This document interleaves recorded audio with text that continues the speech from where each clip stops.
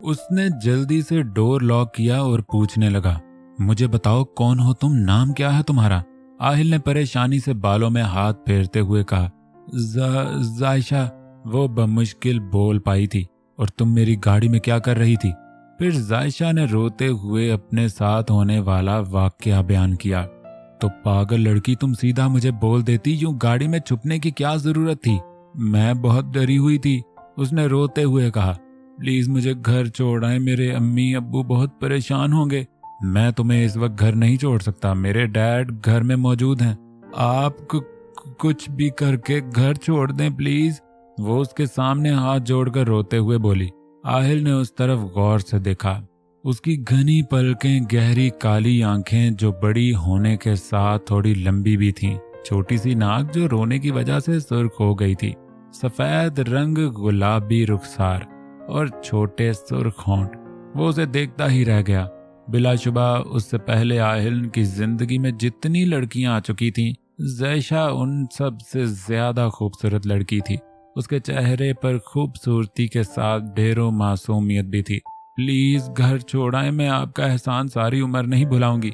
जैशा फिर से बोली तो आहिल होश में आया। मैं कुछ सोचता हूँ। प्यास और भूख के मारे जैशा की जान निकल रही थी, मगर उससे भी ज्यादा वो घर जाने के लिए परेशान थी। आहिल ने उसे इतना रोते हुए देखकर टेबल से पानी का ग्लास उठाकर दिया, जिसे जायशा ने हिचकिचाते हुए पकड़ा और एक ही सांस में पी लिया। आहिल उसकी एक एक हरकत को नोट कर रहा था। तुम्हें भूख लगी होगी? आहिल ने पूछा। नहीं, बस घर छोड़ आए, उसने अपने आंसू साफ करते हुए कहा। तुम यहाँ से निकलना मत, मैं 5 मिनट तक आया। लेकिन वो परेशान हुई। बस 5 मिनट, वो बोला और कमरे से निकल गया। आहिल किचन में गया और फ्रिज का जायजा लिया। बिरयानी निकालकर ओवन में गर्म की और प्लेट में डाले अपने कमरे की तरफ हो लिया। वो कमरे में दाखिल हुआ तो जैशा परेशानी से अपने हाथों को मसल रही थी। ये लो, खाना खा लो, फिर मैं तुम्हारे घर तक छोड़ आऊंगा। मुझे नहीं खाना, आप बस। मैंने कहा खाना खाओ। उसकी बात मुंह में ही थी जब आहिल ने उसे टोका। वो अपना मोबाइल लिए रूम की विंडो की तरफ बढ़ गया। हेलो, रेहान। रेहान जो अपने रूम में बैठा लैपटॉप पर हॉरर मूवी देखने में मसरूफ था, आहिल का नंबर देखकर कॉल रिसीव की। हेलो आहिल, कैसे हो? यार हाल छोड़, मुझे तेरी हेल्प चाहिए। क्या हुआ, कुछ परेशान लग रहे हो? रेहान ने लैपटॉप साइड पर रखते हुए कहा। तुम्हें मैं बाद में पूरी बात बताऊंगा, अभी तुम बस अपनी गाड़ी लेकर मेरे घर की पिछली दीवार की तरफ पहुंचो। और हाँ, हॉर्न बिल्कुल नहीं बजाना, डैड जाग जाएंगे। मगर आहिल हुआ क्या है? रेहान कहा ना फिर बताऊंगा, अभी बस आ जाओ। ओके डूड, मैं आ रहा हूँ, रेहान ने कहते हुए कॉल कट की। कॉल से फ्री होकर आहिल जैशा की तरफ पलटा। उसने प्लेट में से 4-5 चम्मच ही लिए थे। चलो तुम्हें छोड़कर आऊं। जैशा ने आहिल की तरफ देखा और उठ खड़ी हुई। वो उसे लिए कमरे से बाहर निकला और घर की पिछली दीवार की तरफ चल पड़ा, क्योंकि गेट पर वॉचमैन था। उसने दीवार का जायजा लिया। मैं तुम्हें उठाऊंगा और तुम दीवार पर चढ़कर बैठ जाना, फिर मैं दीवार फैलाकर तुम्हारी नीचे उतरने में हेल्प करूंगा। जैशा उसकी तरफ देखती रही, इस बात पर कि वो उसे उठाएगा। आहिल ने जैशा को अपनी तरफ देखते हुए नोट किया। उसके अलावा कोई और चारा नहीं है और हमारे पास वक्त कम है। जैशा ने मजबूरन हाँ में सर हिलाया, क्योंकि उसे हर हाल में अपने घर पहुंचना था। आहिल उसके करीब आया और उसे उठाने के लिए कमर में हाथ डाले। रुकिए प्लीज। जैशा को उसका छूना ठीक नहीं लग रहा था। मिस जैशा, मैं आहिल सुल्तान खानजादा हूँ। लड़कियां मेरे आगे पीछे घूमती हैं। अगर तुम ये समझ रही हो कि मैं तुम्हारे करीब आने के लिए ऐसे कर रहा हूँ, तो अपनी इस गलतफहमी को अपने छोटे से दिमाग से निकाल दो। आहिल ने एक एक लफ्ज चबा चबा कर कहा। नहीं, ऐसी कोई बात नहीं, जैशा शर्मिंदगी से बोली। आहिल ने उसे कमर पर हाथ डालकर उठाया और वो दीवार पर बैठ गई। फिर आहिल दीवार फैलाकर दूसरी तरफ उतरा। चलो अब आओ। उसने अपने बाजू फैलाए और जैशा को कूदने का कहा।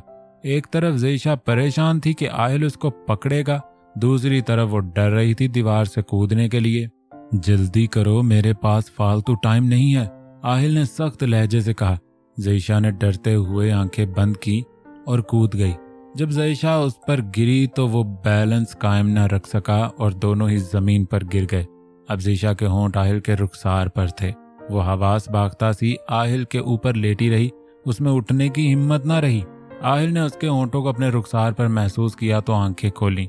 पहली बार आहिल को अपने दिल की धड़कन तेज होते महसूस हो रही थी, वरना वो आज तक जितनी भी लड़कियों के साथ वक्त गुजार चुका था वो महज अट्रैक्शन थी। आहिल को रेहान की गाड़ी आती दिखाई दी तो जल्दी से जीशा को अपने ऊपर से हटाया। वो दोनों खड़े हुए, उसने जीशा की तरफ देखा तो उसका शर्म से मारे चेहरा लाल हो रहा था। जीशा को तो अभी भी यकीन नहीं आ रहा था ये उसके साथ क्या हो गया है। रेहान ने गाड़ी स्टॉप की और बाहर आया। वो आहिल के साथ एक सादा से हुलिये में लड़की को देखकर हैरान हुआ, वरना तो आहिल के आसपास हमेशा ब्रांडेड लुक वाली लड़कियां होती थीं। आहिल ने ज़ईशा और रेहान को गाड़ी में बैठने का कहा और खुद ड्राइविंग सीट पर बैठ गया। ज़ईशा उसे अपने घर का रास्ता बताती रही। आहिल ने ड्राइव करते हुए मिरर से ज़ईशा को देखा। वो आहिल को अपनी तरफ देखने पर मजबूर कर रही थी। आहिल अपनी हालत समझ नहीं पा रहा था। ज़ईशा की नजर अचानक मिरर पर पड़ी तो इन दोनों की नजरें मिली। उसने आहिल की नीली आंखों में अब नोट किया था। ज़ईशा ने जल्दी से अपना रुख खिड़की की तरफ किया। वो अभी कुछ देर पहले होने वाला वाकया भुला नहीं पाई थी। उनकी गाड़ी एक गरीब से मोहल्ले में आकर रुकी। आहिल और रेहान तो ऐसी जगहों से कभी गुजरे भी न थे। ज़ईशा का घर सामने ही था। वो गाड़ी से उतरी और जाने लगी, मगर आहिल भी गाड़ी से उतर आया। ज़ईशा ने उसकी तरफ देखा मगर खामोश रही। आखिर वही था उसको उसके घर तक लाने वाला। वो उसको अंदर आने से रोक नहीं सकती थी। ज़ईशा ने दरवाज़ा खटखटाने के लिए हाथ बढ़ाया, मगर उसके घर का छोटा सा दरवाज़ा खुला ही था। वो दोनों अंदर दाखिल हुए। अम्मी, ज़ईशा ने रोते हुए पुकारा तो उसकी अम्मी अब्बू, जो परेशानी में रात के इस पहर तक जाग रहे थे, ज़ईशा को देखकर उसकी तरफ भागे। मेरी बच्ची, उसकी माँ ने रोते हुए ज़ईशा को अपने सीने से लगाया। ज़ईशा भी हिचकियों से रोने लगी। सदीक साहब भी अपनी बेटी को सही सलामत देखकर खुशी से रोने लगे। उन्होंने ज़ईशा को गले से लगाया और अल्लाह का शुक्र अदा किया। आहिल खड़ा ये सब देखता रहा। वो इस बात पर भी हैरान था कि मिडिल क्लास के लोग होने के बावजूद वो अपनी बेटी को किसी गैर लड़के के साथ रात के इस पहर देखकर परेशान क्यों नहीं हुए। मगर उसे ये नहीं मालूम था कि उसके माँ बाप को अपनी बेटी के साफ किरदार पर यकीन ही इतना था कि वो कभी भी उस पर शक व शुबा नहीं कर सकते थे। रुखसाना बेगम की नज़र आहिल पर गई तो उसने ज़ायशा की तरफ सवालिया नज़रों से देखा। अम्मी, इन्होंने ही मेरी मदद की है, यही मुझे घर तक लेकर आए, वरना आपकी बेटी अब तक मर गई होती। ज़ायशा फिर से रोने लगी तो रुखसाना ने उसे गले से लगाया। ज़ायशा ने उन्हें अपने साथ होने वाला वाकया बयान किया, जिसे सुनकर उसके माँ बाप का दिल दहल गया। बेटा, हम तुम्हारा ये एहसान सारी जिंदगी नहीं उतार सकते, सदीक साहब ने दुखी लहजे में आहिल से कहा। कोई बात नहीं अंकल, ये मेरा फर्ज था। ये बात कहकर आहिल अंदर ही अंदर खुद से शर्मिंदा हुआ कि उसने जिंदगी में पहली बार ही कोई फर्ज पूरा किया था। इन दोनों ने आहिल को अंदर आने का कहा, मगर आहिल ने इनकार कर दिया कि उसे जल्दी घर पहुंचना है। फिर वो घर से बाहर निकल आया और एक आखिरी नजर ज़ईशा पर डाली, मगर वो अपनी माँ के गले रोने में मसरूफ थी, जिसका आहिल को अंदर ही अंदर दुख हुआ। शायद वो ये तवक्को कर रहा था कि ज़ईशा भी आखिरी नजर उसे देखना चाह रही होगी। वो गाड़ी में आकर बैठा तो रेहान ने गाड़ी स्टार्ट की। घर तक आते आते उसने सारी बात रेहान को बता दी। रेहान हैरान था आहिल की बात सुनकर, क्योंकि वो लड़कियों को सिर्फ अपने मुफाद की खातिर ही मुंह लगाता था, कभी किसी की मदद नहीं की थी। सुबह नाश्ते की टेबल पर महावीरा शगुफ्ता बेगम से मिली तो उसने उसे बताया कि वो उसे अपनी बहू बनाना चाहती है। माहा का हैरानगी से बुरा हाल था। उसने दिल में सोच लिया था कि उसे अब क्या करना है। काशिफ रूम में बैठा मोबाइल पर गेम खेल रहा था कि महावीरा अंदर दाखिल हुई। उसने दरवाजा बंद किया और काशिफ की तरफ बढ़ी। क्या कर रहे हो काशिफ? काशिफ ने जब महावीरा को देखा तो शर्माते हुए तकिए में मुंह दे लिया, जिसे देखकर माह ने अपनी मुट्ठियां बंद की। क्या हुआ, शर्मा क्यों रहे हो? वो तुम मेरी होने वाली दुल्हन हो ना, इसलिए। उसने शर्माते हुए अपना हाथ मुंह में ले लिया। माह को उस पर गुस्सा आया, मगर वो जानबूझकर उससे प्यार से बात कर रही थी। काशिफ, मैं ना तुम्हें कुछ बताना चाहती हूँ, माह ने मसनूई परेशान होते हुए कहा। काशिफ ने शर्माते हुए तकिया मुंह से हटाया और इशारे के पूछा, क्या? काशिफ, बात यह है कि मुझ पर चुड़ैल का साया। चुड़ैल? काशिफ ने डरते हुए कहा। हाँ, चुड़ैल। और जब चुड़ैल मेरे अंदर आती है ना, तो मैं किसी को कुछ बोलूं और वो ना माने तो मैं इसको बहुत मारती हूँ, हाथों से भी और जूतों से भी। तो तुम मारती हो? वो रोने वाला हो गया। नहीं, मैं कब मारती हूँ, मेरे अंदर जो चुड़ैल होती है वो मारती है। काशिफ ने डरते हुए अपने नाखून चबाए। काशिफ, मैं चाहती हूँ तुम पुप्पो से कहो कि तुम्हें मैं पसंद नहीं और तुम मुझसे शादी नहीं करना चाहते। नहीं नहीं, मैं नहीं कहूँगा। तुम मेरी दुल्हन बनोगी और मैं तुम्हारा दूल्हा बनकर घोड़ी पे बैठ के यूं आऊंगा। वो डर बुलाए शादी की बात याद आने पर फिर से खुश हो गया। महावीरा ने खौफनाक आवाजें निकालना शुरू कर दी, जिसे सुनकर काशिफ की सारी खुशी हवा हो गई। मैंने कहा ना तुम मुझसे शादी नहीं करोगे, माँ ने खुद में चुड़ैल आने की एक्टिंग करते हुए कहा। होने वाली दुल्हन, तुम्हें क्या हो गया? काशिफ ने डर के मारे फिर से तकिया उठाया। मैं तुम्हारी दुल्हन नहीं, चुड़ैल हूं, चुड़ैल। चुड़ैल, चुड़ैल। वो भागने लगा तो माँ ने उसको बाजू से पकड़ लिया। कहाँ जा रहे हो? अभी तो तुम्हें जूतों से पीटना है, तुमने मेरी बात मानने से इनकार किया। नहीं चुड़ैल बाजी, मुझे जाने दो, मैं अम्मी से कहूंगा, मुझे माँ से शादी नहीं करनी, बल्कि कभी भी शादी नहीं करनी, उसने रोते रोते कहा। और तुम किसी को ये सब बताओगे भी नहीं? उसने भारी आवाज निकालकर गुस्से से कहा। नहीं चुड़ैल बाजी, नहीं बताऊंगा, पक्का, प्रॉमिस। ठीक है, मैं तुम्हें जाने देती हूँ। अगर मुझे पता चला कि तुमने मेरे बारे में किसी को बताया है तो इतना मारूंगी। माँ ने काशिफ का जूता फर्श से उठाया और उसकी बैग पर मारा।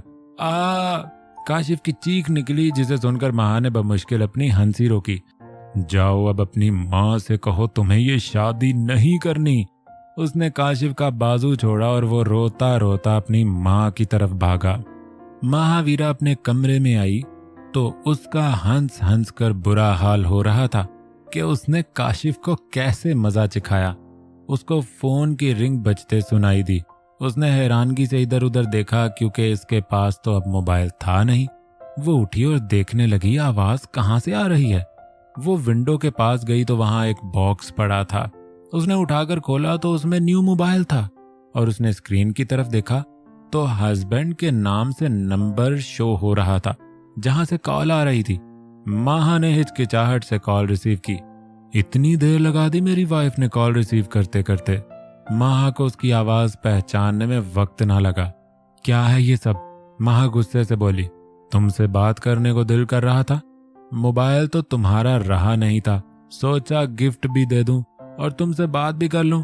उसकी आवाज माँ को पुरकशिश लगी, मगर इस बात को वो इग्नोर कर गई। मगर मुझे तुमसे कोई बात नहीं करनी आई समझ। सोच लो जानम, अगर तुमने 1 घंटा मुझसे बात ना की तो मैं रात को तुम्हारे कमरे में मौजूद होऊंगा।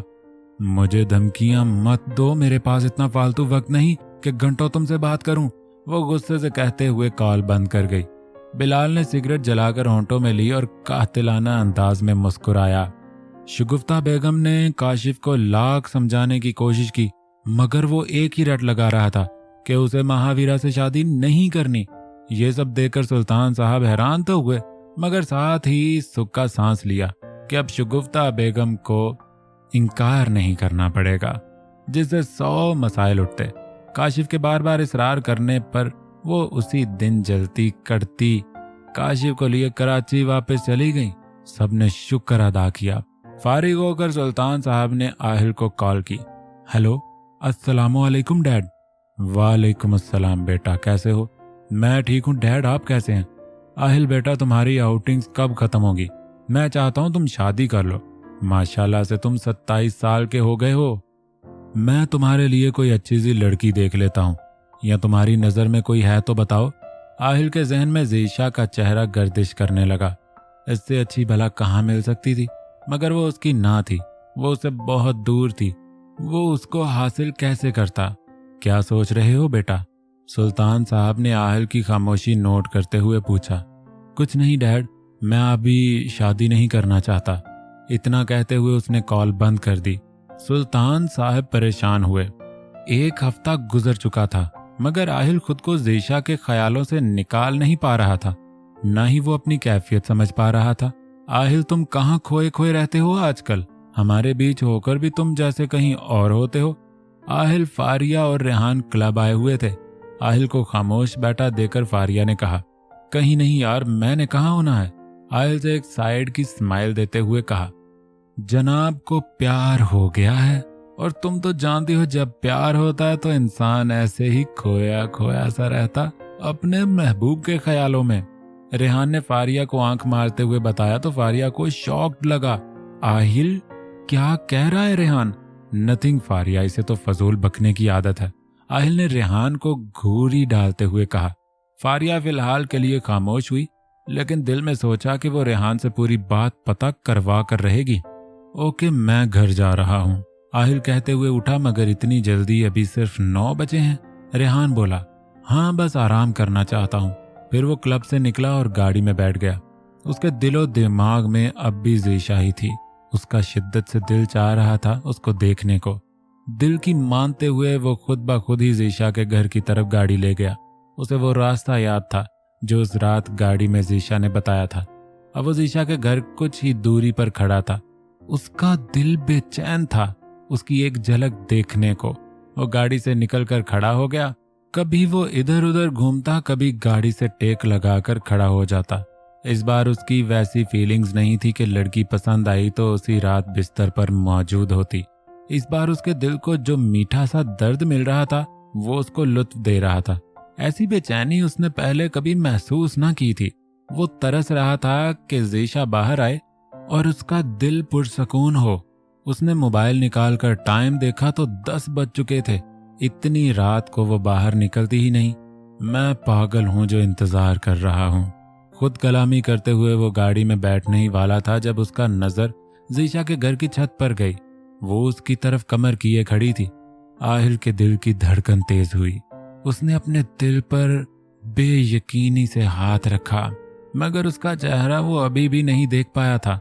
ज़ीशा अपने चेहरे पर पड़ती ठंडी हवा से अपने अंदर तक सुकून उतार रही थी। हवा का रुख बदला तो वो मुड़ी। आहिल ने उसके चेहरे को देखा तो नजर हटाना भूल गया। उसके चेहरे पर लंबे बालों की सियाह लटें हवा से कभी इधर तो कभी उधर को आती। सादा सफेद लिबास में वो अप्सरा ही लग रही थी। आहिल को आंखें किसी प्यासे की तरह अपनी प्यास बुझा रही थी। ज़ीशा आंखें बंद किए खड़ी थी। जैसे ही उसने आंखें खोली उसकी नजर आहिल पर पड़ी। वो घबरा गई कि वो यहाँ क्या कर रहा है, उसके घर के बाहर। और इधर नजरें मिलते ही आहिल के दिल में हलचल मच गई। वह शिद्दत भरी नजरों से उसे देखता ही गया। ज़ीशा अपने आप पर उसकी नजरों की ताप बर्दाश्त न कर सकी और सीढ़ियां उतरती हुई अपने कमरे में आकर बैठ गई। उसके दिल की धड़कन तेज हो चुकी थी। आहिल वहीं खड़ा उसके वजूद को महसूस कर रहा था। उसका कमबख्त दिल अभी भरा नहीं था। कुछ देर बाद वो ना चाहते हुए गाड़ी में बैठा और अपने घर की तरफ हो लिया। महावीरा डिनर करके अपने कमरे में आई और बेड पर बाजू फैलाए लेट गई। Hello my wife. उसने पीछे देखा तो बिलाल आराम से दीवार के साथ टेक लगाए हाथ पैंट की पॉकेट्स में डालकर खड़ा था। तुम क्या कर रहे हो यहाँ? उसने आंखें दिखाते हुए पूछा तो बिलाल को उसकी ये अदा बहुत अच्छी लगी। अपनी वाइफ से मिलने आया हूँ, वो उसकी तरफ कदम बढ़ाता हुआ बोला। देखो मुझसे दूर रहो वरना अच्छा नहीं होगा। वो दिल ही दिल में डर भी रही थी। ठीक है, तुम्हें जो अच्छा नहीं होगा करना है कर लो, और मुझे जो अच्छा लगता है मैं वो कर लेता हूँ। महावीरा दीवार के साथ लग चुकी थी। क्या कहती हो वाइफ, डील पक्की समझो? बिलाल ने दोनों तरफ बाजू रखते हुए उसे आंख मार कर कहा। वो माह की नीली आंखों में अपनी गहरी काली आंखें डालकर देखने लगा। महावीरा को उससे खौफ आया। हटो पीछे, वो बिलाल को धक्का देते हुए बोली। बिलाल ने तेजी से उसकी कमर में हाथ डालकर उसे खुद से लगाया। आह! माह के मुंह से बेसाख्ता चीख निकली। माह बेटा क्या हुआ? चीख की आवाज सुनकर सुल्तान साहब जो अपने कमरे में जा रहे थे माह के कमरे की तरफ बढ़े। ओह नो, डैड आ रहे हैं, तुम छुपो, जल्दी करो। ना, मैं तो नहीं छुपने वाला, आखिर ससुर जी से भी तो मुलाकात करनी है ना, उसने निहायत आराम से कहा। क्या तुम्हारा दिमाग तो नहीं खराब हो गया? माह ने हैरत से आंखें बड़ी करते हुए कहा। माह बेटा, सुल्तान साहब दरवाजा खोलकर अंदर आए। Yes dad, I am fine. माँ सुल्तान साहब के कमरे में दाखिल होने से पहले बिलाल को खींचते हुए वॉशरूम में ले आई थी। तो बेटा तुम चीख क्यों रही थी? वो डैड वॉशरूम में छिपकली दिखी थी इसलिए। माँ बमुश्किल बोल पाई थी क्योंकि बिलाल उसे पीछे से अपने घेरे में लिए हुए था। अच्छा बेटा तुमने तो मुझे परेशान कर दिया। सॉरी डैड, अब आप जाएं, मैं ठीक हूँ। बिलाल ने उसका चेहरा एक साइड करते हुए उसके रुखसार पर अपने होंठ रखे। ठीक है बेटा, ध्यान से, सुल्तान साहब कहते हुए कमरे से बाहर निकल गए। हटो पीछे, क्यों तंग कर रहे हो? दरवाजा बंद होने की आवाज सुनते ही माँ बोली। उसने वॉशरूम से बाहर निकलने के लिए 2 कदम ही उठाए थे कि बिलाल ने उसे बाजू से खींचकर अपने सीने से लगाया और शावर ऑन कर दिया। अब वो दोनों पानी से भीग रहे थे। बिलाल के हाथ माँ की कमर पर गर्दिश कर रहे थे। छोड़ो मुझे। बिलाल ने महावीरा की गर्दन में हाथ डालकर उसका चेहरा अपने मुकाबिल किया। क्या करने वाले हो तुम? मैं तुम्हें हरगिज ऐसा नहीं करने दूंगी। लगता है मैडम शर्त भूल गई है, बिलाल ने उसकी आंखों में देखते हुए कहा। तुम्हारी शर्त मैंने निकाह करके पूरी कर दी थी, इससे आगे की उम्मीद ना ही रखो तो अच्छा है। उसने बिलाल के पेट में जोर से अपना घुटना मारते हुए अपना आप छुड़वाया। वो बाहर निकलने के लिए भागी और बिलाल उसको पकड़ने के लिए। फर्श गीला होने की वजह से वो दोनों ही फिसल गए। अब पोजीशन ये थी कि महावीरा नीचे और बिलाल उसके ऊपर था। आह! माह ने अपनी कमर पर हाथ रखा। उसको कमर में दर्द की शिद्दत महसूस हो रही थी, जबकि बिलाल बहुत आराम से उसको देखकर मुस्कुरा रहा था। पीछे हटो बिल्डोजर कहीं के! उसे हंसते देखकर माह का खून खौल उठा। ऐसे तो नहीं उठूंगा, कुछ मीठा खिलाओ। वैसे भी जब से आया हूं तुमने खातिर तवाजा तो की ही नहीं। बिलाल ढीठ बना। क्या मतलब है तुम्हारा? माह ने गुस्से से कहा। बिलाल उसकी सुने बगैर उसके होंठों पर शिद्दत भरी गुस्ताखी करने लगा। महावीरा पहले तो हवास बागता सी खामोश रही, फिर होश आने पर उसे साइड पर धकेला और उठकर बाहर निकल गई। बेशर्म इंसान! माह कमरे में जाकर ऊंची आवाज में बोली। बिलाल उसकी बात पर कातिलाना अंदाज में मुस्कुराया और खड़ा हुआ। अब उसे वापस जाना था।